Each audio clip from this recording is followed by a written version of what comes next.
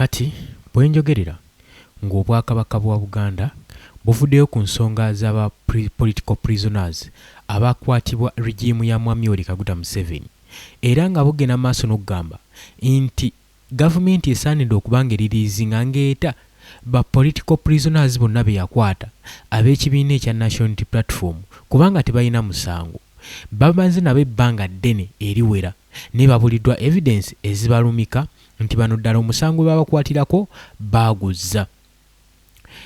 Obwakabaka bwa Buganda nga businziirira mu Charles Peter Mayiga Katikkiro wa Buganda avuddeyo n'ayogera ku nsonga ng'ali concerned nnyo ku nsonga ezigenda mu maaso mu Uganda era avuddeyo n'avumirira ebikolwa ebya gavumenti byegenda mu maaso n'okukola ku mulundi ogusookedde ddala. Kino kiringa kyamagero era kyewuunyo okulaba nga Katikkiro Charles Peter Mayiga owakabaka wa Buganda avaayo okulwanirira abamu ku baana ab'omu kibiina kya National Unity Platform. Jjukira wakati w'ekibiina kino n'obwakabaka bwa Buganda bibadde byogerwa mu ŋŋambo nti waliwo oluwonko lunene nnyo lw'amaanyi so nga singa bano obwakabaka bwali bwegasse n'ekibiina kino oba oliawo wandiraba enkyukakyuka mu ggwanga lyattu Uganda naye kikyagaanye kwe kwatagana obumu okukolera wamu obukuyege amu bakitunuuliranga abala bajja batwalako eswaga bajja batwalako ettutumu kubanga bino byonna department zitunuulidde bitiibwa wabula tezitunuulidde mbeerawo y'abantu naddala sectors ezimu mu bwakabaka bwa Buganda. Kakati ekize kibaawo kubadde kwesojjaganya kwerumaŋŋana nga abamu Abaganda kigambibwa mbu ab'ekibiina ekya National Platform bagenda maaso n'okubanja eri kabaka waabwe era nga bagenda maaso n'okubeera nga babanja information regarding ku kulwala kwa kabaka n'engeri gy'ajjaabuzibwawo era nga n'engambo zitambula kigambibwa nti obwakabaka bwandiba nga bwawambibwa dda.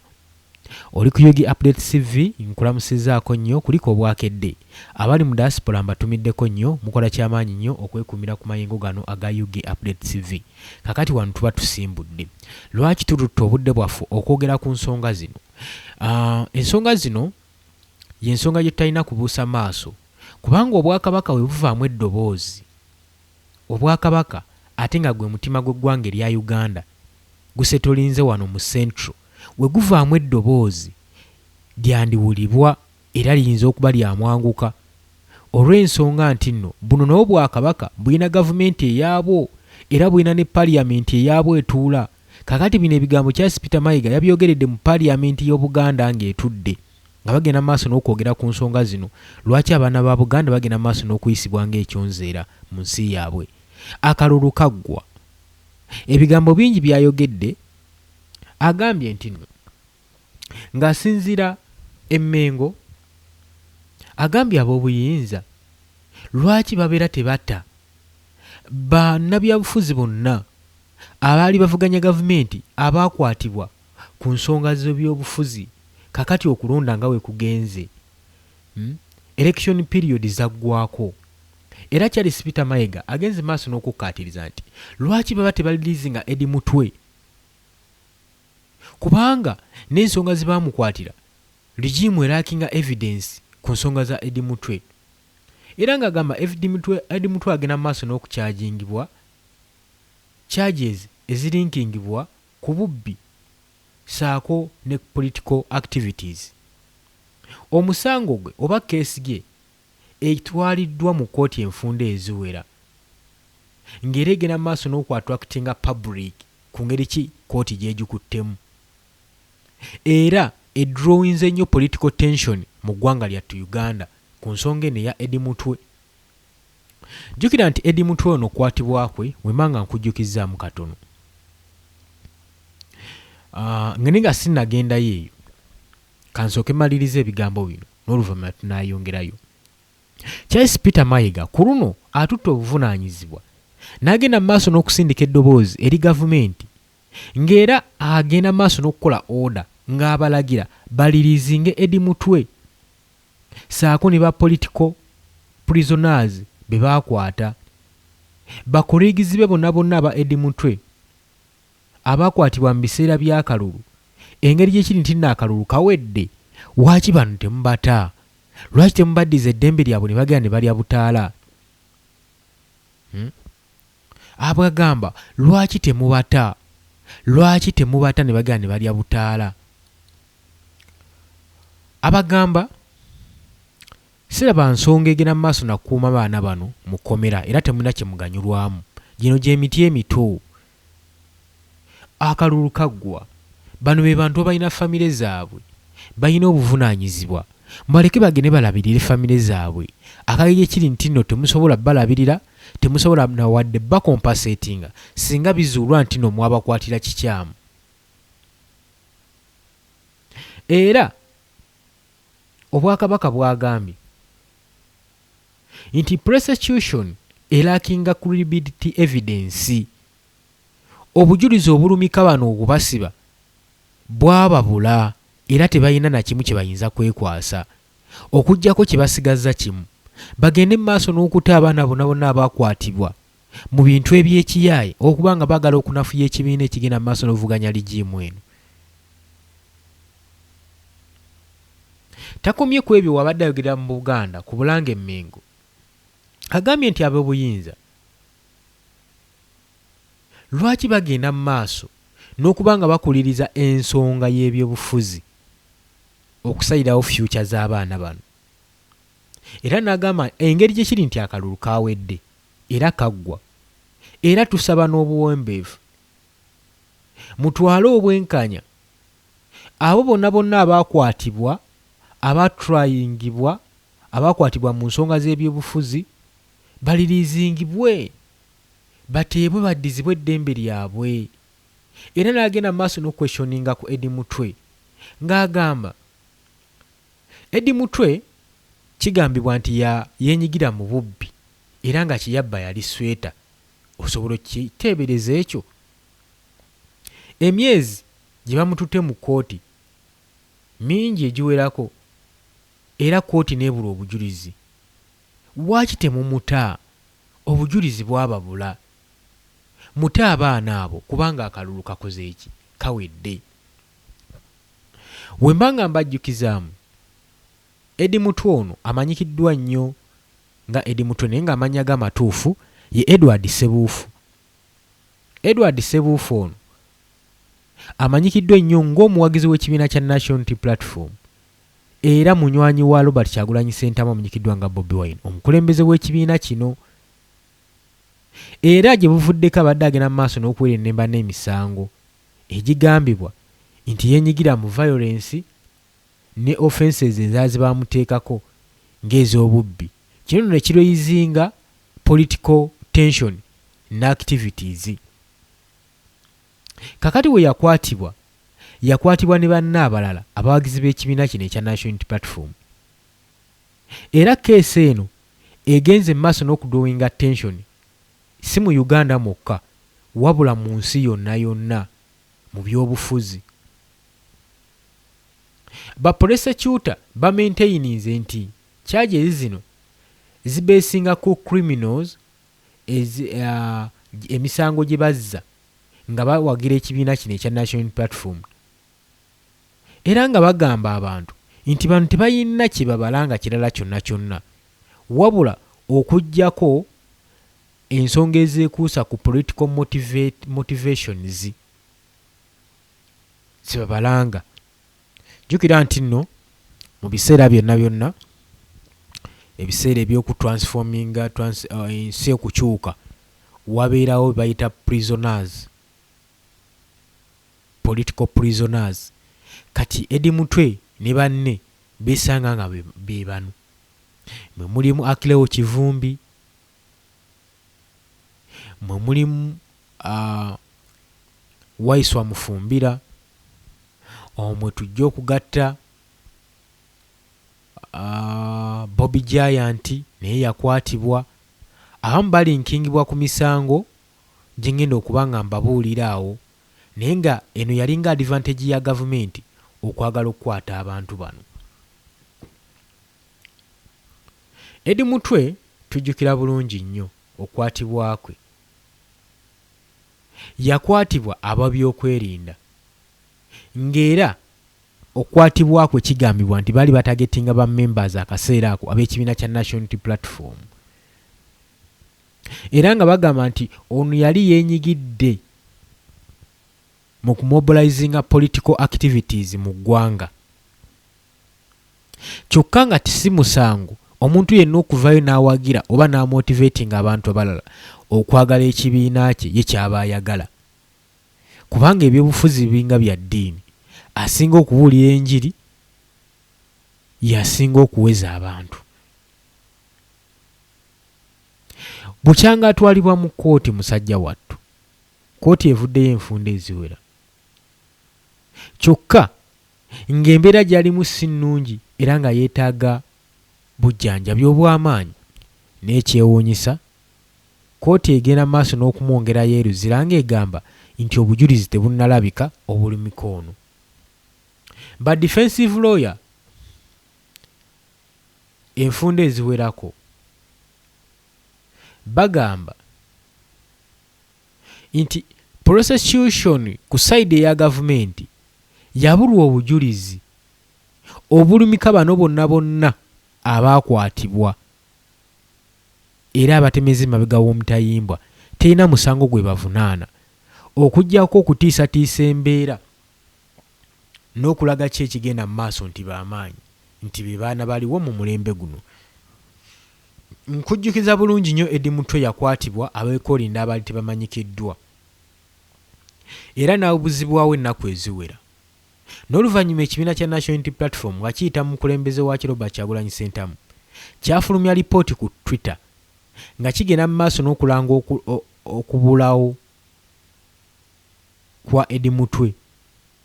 Yali amaze okuba nga amiisinga,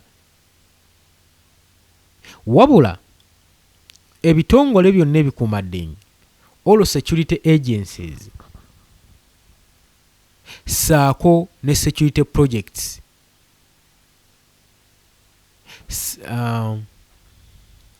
omutwala police custodies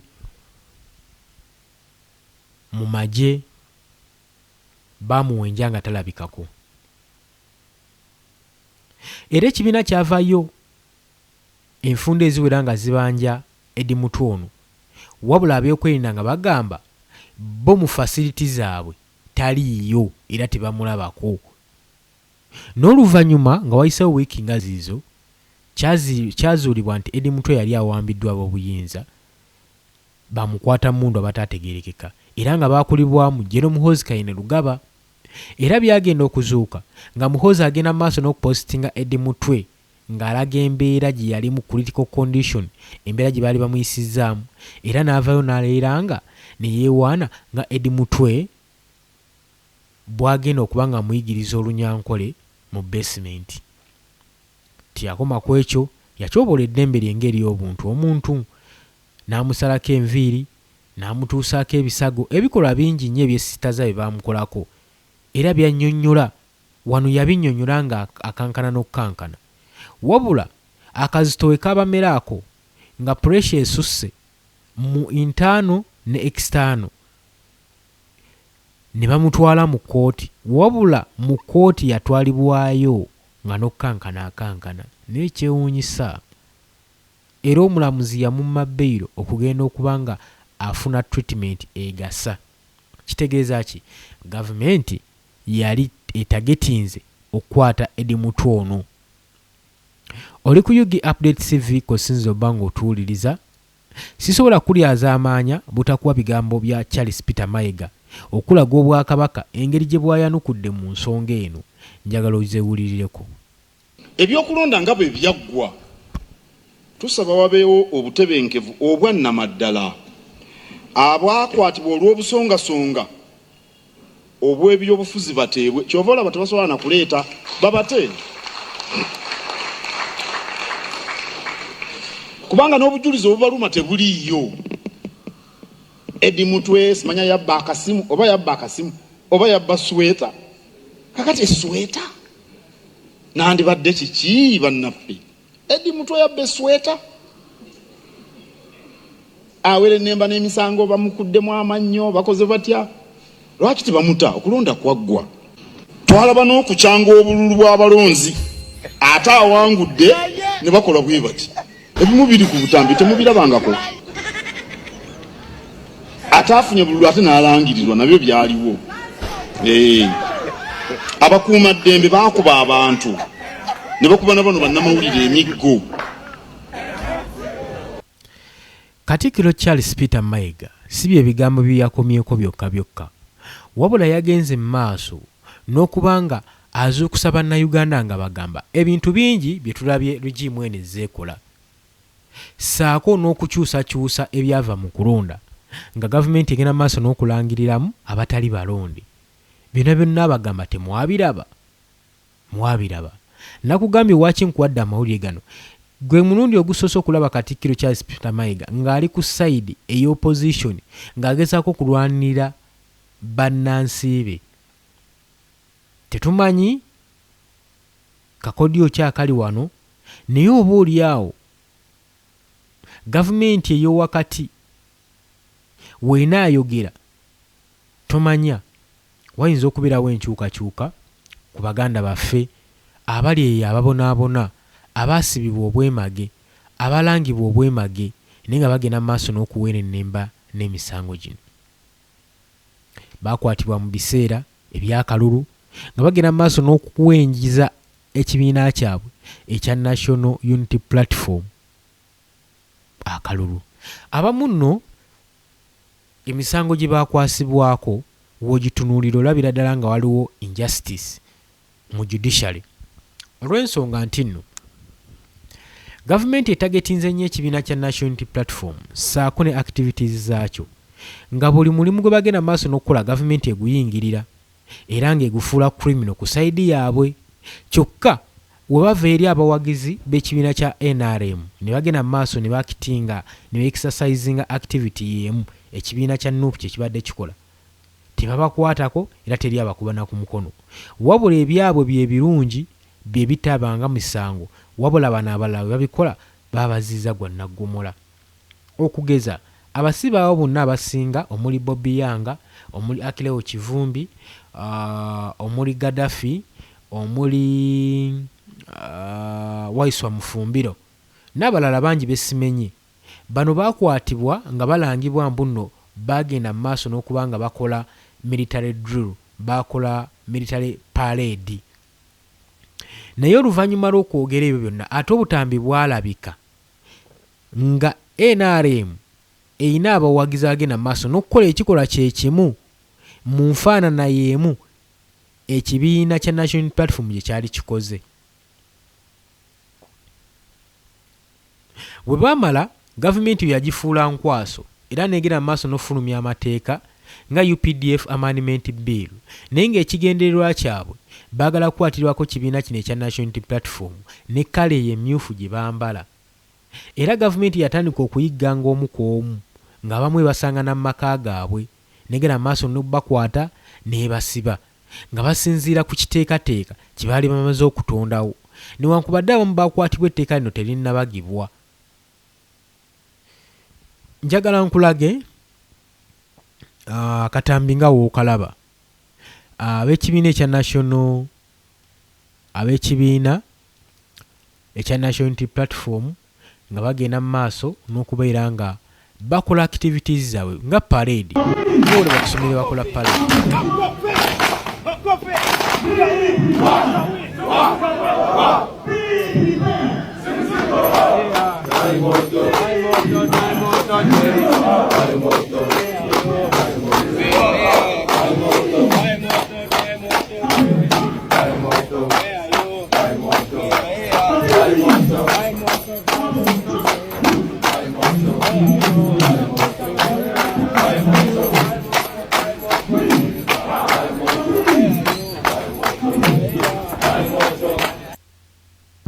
Kakati bano nga baakikola,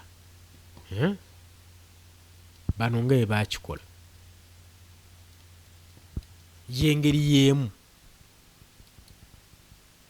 aba NRM nabo bagenda mu maaso n'okukola mu ngeri y'emu, era nga bano aba National Unity Platform abaakwatibwa kye baaliko, naye ekyewuunyisa ku ba NRM tekuliko n'omu yakwatibwa, ndowooza obalaba.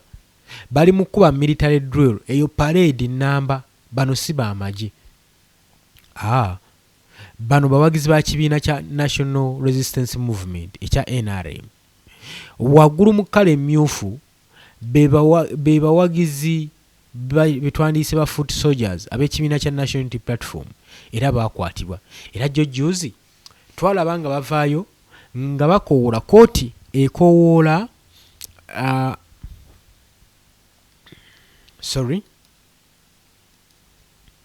kooti ng'ekowoola chairman Nyanzi amanyikiddwa nga Fred Nyanzi agende maaso n'okuwa obujulizi ku banne naye Muzeeyi Nyanzi yiyo gw'olabawo mu kkala mu kyambalo ekyeru mu kibiina kya National Unity Platform ng'agenda mu maaso n'okuleadinga abaana ku activity yali egenda mu maaso ng'ekibiina si kibi okuvaayo ne mukuba parade ne muyimbamu awo ku luyimba lw'eggwanga oba tulina musango gw'ozizza naye gavumenti abasinga yabakwata ku lw'ensonga eyo kati yagirabirako nga advantage oba enkwaso gyeyinza okukozesa okufunza bano bonna okusobola okugenda mu maaso n'okubakwata kubanga ali yabaagala dda ate ng'ovudde ku ekyo gavumenti yali enoonya oluwenda lwekwatamu abasajja bali close ne Robert Kyagulanyi Ssentamu mwe mwali ba bodyguard b'enfanfe abatamuva ku lusegere bano ye yali target eya gavumenti kino saagala okyerabire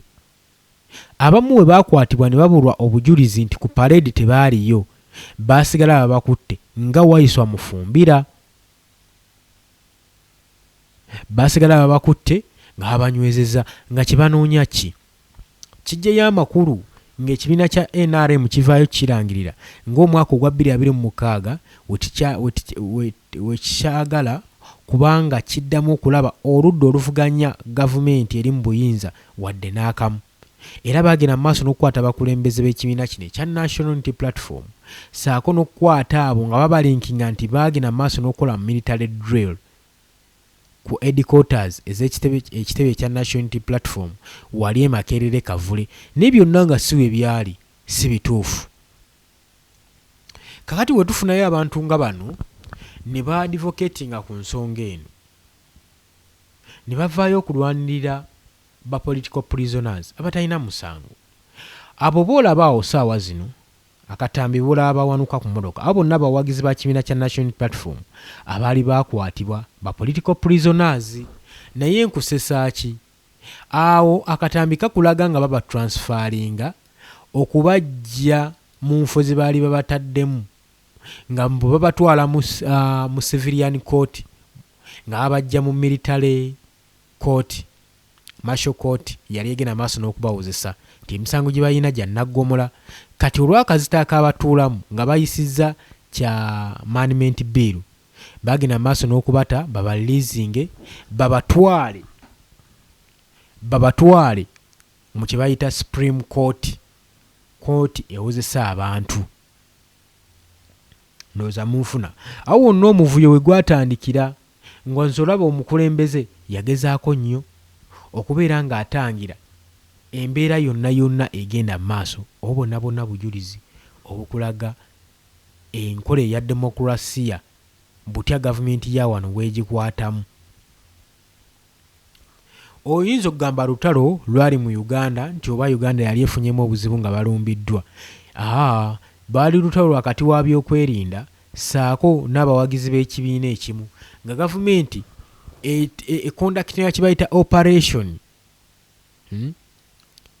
ng'ekondakitina kibayita operation nga teyagala nga tewamwaganya kibiina kino ekya National Unity Platform kwolesa buwagizi n'amaanyi gaakyo era nga balinga abagamba nti ezo campaign Robert Kyagulanyi Ssentamu ze yali alimu yali azirimu mu bumenyi bw'amateeka kyokka nga constitution ekirambika bulungi nnyo ate nga n'ekibiina kino ekya NUP kiri registered kimanyikiddwa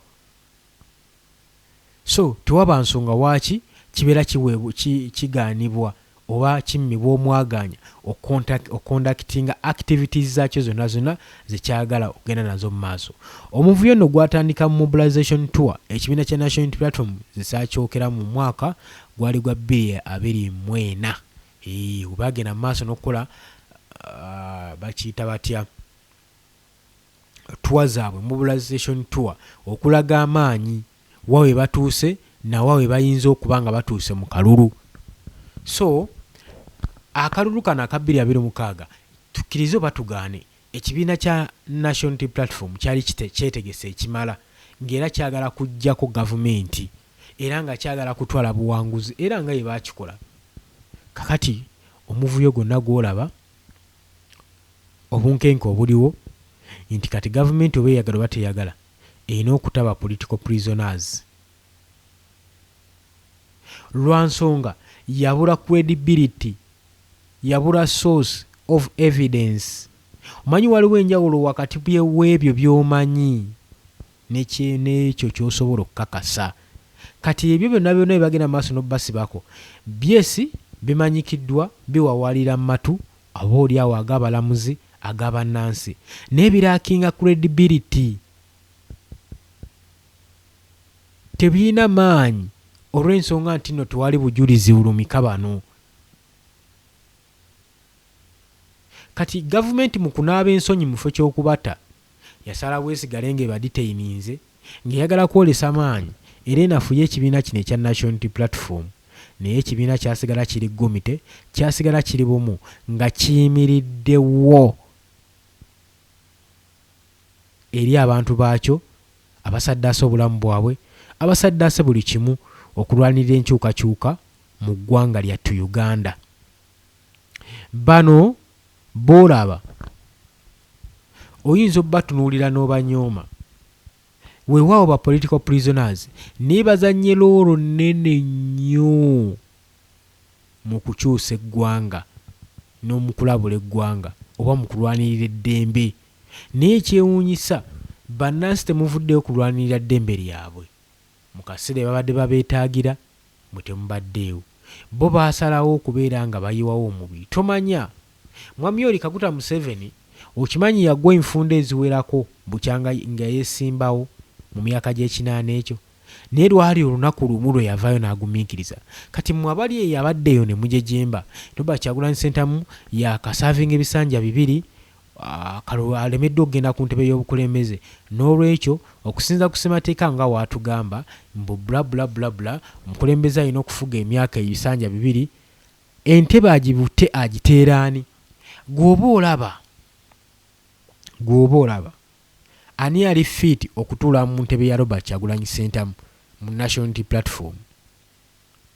Mwami Yoweri Kaguta Museveni tabafuze olw'okuba nti nabadde ategeera nnyo wabula ekimulemesezza mu buyinza era ekibafugisizza ye alowooza ye waaba taliiwo tewali muntu mulala ayinza kukwata mu ggwanga litwala mu maaso. Ndowooza yaabwe era kyabaasala amagezi okusobola okutagetinga abakulembeze b'ekibiina ekya National Unity Platform asooka abanafuye batye bannayuganda bagendemu ensisi n'oluvannyuma baakalulu nga teri amukubana ku mukono era kyatuukirira baakabba nga tewaliwo baana basobola kumobilizinga kubanja kalulu nga bwe kyali kiteekeddwa okuba. Balowooza eby'okubanja akalulu byali bikomye naye kati biringa ebitandisa obutandisi. Biringa ebitandisa obutandisi. Lwaki nkugamba bino? Ssaawa zino ekibiina kya National Unity Platform kiri mu kkooti kibanja DR forms era Simon Byabakama wenjogerera ennyindo yenkata. Gavumenti ennaku z'omwezi 12 egamba egenda kulayira naye forms tezirabikako era tebazisubmitinga kubanga tebaziina. Ebyava mu kulonda birala ne bibalangiriramu birala. So ebintu ng'ebyo era yeno ensonga enneewunyisiza ennyo okubanga Katikkiro agyogeddeko era abadde agireetinga ku Bobi Wine. Walaba ebyava mu kulonda, walaba obujulizi obwava mu kitongole kyennyini ekya Electoral Commission. Oli ku UG Update Civic osinzira obbanga otuwuliriza. Olw'obudde baganda bange munzikirize enkome wano. Mbaagala nnyo, mbaagalira nnyo ddala, mweraba.